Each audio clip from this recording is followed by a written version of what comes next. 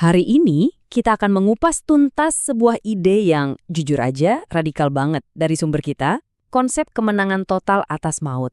Coba lupakan sejenak apa yang kita pikir tentang akhir kehidupan, karena narasi ini berpendapat bahwa sebuah peristiwa di masa lalu secara fundamental telah mengubah realitas kita saat ini juga. Yuk kita mulai. Oke, kita mulai dari pertanyaan yang paling dasar. Menurut materi yang kita bedah, maut itu bukan sekedar akhir biologis. Ia digambarkan punya semacam sengat, sebuah kekuatan yang mencengkram dan menahan umat manusia. Jadi, apa sih sebenarnya kekuatan di balik maut itu? Nah, sumber ini melukiskan maut itu seperti penyusup. Seharusnya dia nggak ada di sini, tapi dia menerobos masuk ke dunia sebagai akibat dari dosa. Sejak saat itu, maut bukan lagi cuma konsep, tapi jadi kekuatan aktif yang memburu dan menawan semua orang. Ini nih, babak pertama dari drama kosmik yang akan kita ungkap. Bagian pertama, kita akan berhadapan langsung dengan sang antagonis universal, yaitu maut. Dan ceritanya jadi makin dalam nih. Maut itu bukan cuma menghentikan detak jantung loh. Dia digambarkan seolah-olah menyeret jiwa ke sebuah tempat bernama alam maut, kerajaannya sendiri.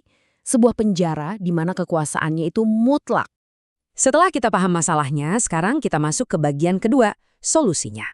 Sumber kita ini memperkenalkan satu sosok yang disebut sebagai sumber kehidupan itu sendiri. Dan disinilah plot twist-nya terjadi. Di tengah cengkraman maut yang sepertinya tak terpatahkan atas semua manusia, muncul satu anomali. Seseorang yang secara fundamental berbeda, yang tidak bisa ditaklukkan oleh kekuatan yang sama. Sekarang, coba perhatikan klaim yang luar biasa ini langsung dari sumbernya. Aku, yang hidup. Dia mengakui bahwa dia memang pernah mati, tapi itu bukanlah akhir dari ceritanya. Justru sebaliknya, kematiannya itu menjadi fondasi untuk klaimnya atas kehidupan yang abadi. Jadi apa sih yang membuatnya berbeda? Nah, sumber ini menunjuk pada sebuah konsep kunci, hayat yang tak dapat binasa.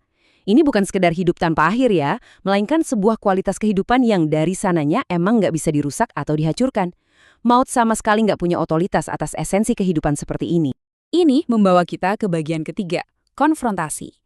Dan ini bukan upaya melarikan diri ya, melainkan sebuah perjalanan yang disengaja langsung ke jantung wilayah kekuasaan maut. Kristus pun dengan sengaja masuk ke dalam cengkraman maut.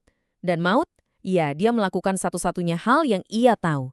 Ia mencoba menahan dan menaklukkannya, sama seperti yang telah ia lakukan pada miliaran manusia sebelumnya. Dan inilah momen puncaknya. Untuk pertama kalinya dalam sejarah, kekuatan maut yang absolut itu ternyata nggak cukup.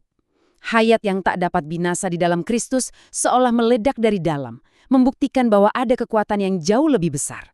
Maut nggak berkuasa menahannya. Ia justru dihancurkan dari dalam.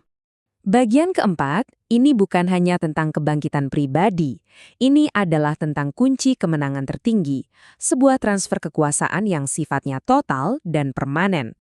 Hasil dari kemenangan itu digambarkan dengan cemerlang lewat metafora ini. Coba bayangkan, kalau kita megang kunci suatu tempat, itu kan artinya kita punya otoritas penuh atas tempat itu. Nah, sumber ini menyatakan bahwa kunci maut dan alam maut kini telah direbut. Kontrol atas pintu masuk dan keluar dari domain kematian kini telah berpindah tangan. Jadi, apa artinya memegang kunci itu? Pertama, berarti otoritas penuh. Kristus sekarang adalah penguasa baru atas wilayah yang tadinya dikuasai maut. Kedua, ini adalah kemenangan total, bukan hasil imbang, tapi kemenangan telak. Maut dilumpuhkan. Dan ketiga, yang paling penting, ini bukan soal melarikan diri. Ini soal menaklukkan musuh dari dalam bentengnya sendiri. Ini semua kedengarannya keren banget ya secara kosmik. Tapi, apa artinya bagi kita? Bagian kelima dan terakhir akan membahas implikasinya secara pribadi. Pergeseran ini menciptakan dua realitas yang kontras banget.